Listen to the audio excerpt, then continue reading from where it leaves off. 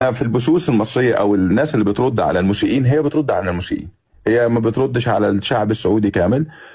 فاحنا ضد الاساءه لاي بلد وضد الاساءه للشعوب. احنا كلنا دول عربيه، دول مسلمه، ديننا واحد، لغتنا واحده. حتى لو انا كمصري، انا ما بقولش ان احنا عرب، انا بقول ان احنا مصريين ناطقين باللغه العربيه. انا بعتز باصولي المصريه، ويشرفني ان انا بنطق بلغه القران.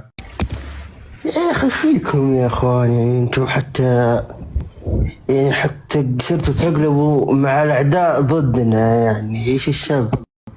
يعني انت الان يا ابويا انت الان انت كم كاس شارب؟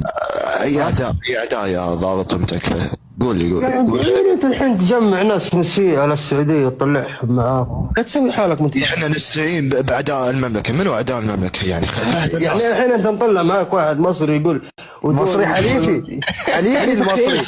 لحظه انا بجاوبك لحظه انا بجاوبك. الحين المصري والاماراتي تحالفوا ويا الكويت. تكفى ثوان.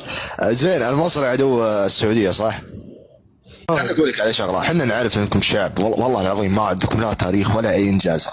ترى السعودي يعتبر ان اللي يسويه بالبرامج هذا جهاد واقعي ترى يا اخوان، ويعتبر اللي يسويه والله دفاع عن الوطن، وهذول مسيئين وهذول اعداء ويبون يهدمون وطننا. ريحتكم فاحت بين البشر يا جماعه الخير.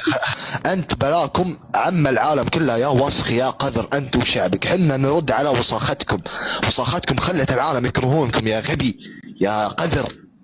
لعن ابو الجهل اللي فيكم عدو المملكه. هل سلبنا القحوه يا قواد؟